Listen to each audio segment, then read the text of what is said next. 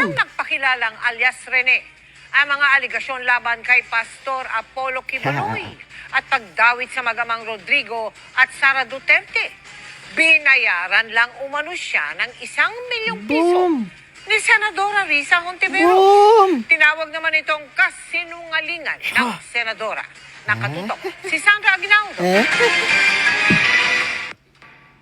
Pebrero noong nakaraang taon nang iharap ni Senadora Risa Hontiveros sa pagdinig ng Senado ukol sa mga umunoy pang-aabuso sa mga miyembro ng Kingdom of Jesus Christ ang isang lalaking nakatakip ang muka at pinakilala bilang si alias Rene.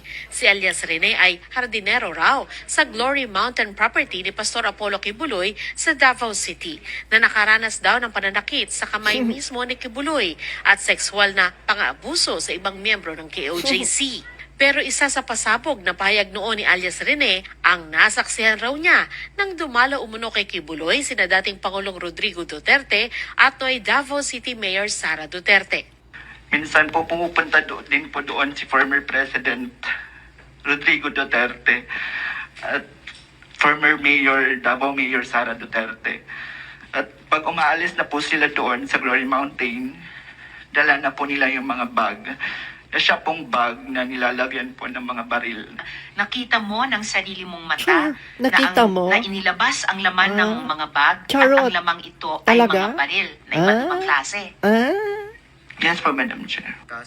Pero ngayon sa isang video na pinost sa YouTube at Facebook account ng isang pagtanggol Valente, lumutang ang isang lalaking nagsasabing siya si alias Rene. Nagpakilala siya bilang si Michael Maurilio at binawi ang kanyang mga aligasyon sa pagdinig ng Senado. Ako po yung witness, kinuwang witness ni Sen. Risa Hontiveros na nakatakip yung muka. Pero ngayon, hindi na sapagkat nagsasabi na ako ng totoo. Lahat ng sinabi ko at kasama ko doon na nag-witness sa Senado ay ginawa lamang ni Sen. Risa upang papagsakin si Pastor at ang buong kingdom.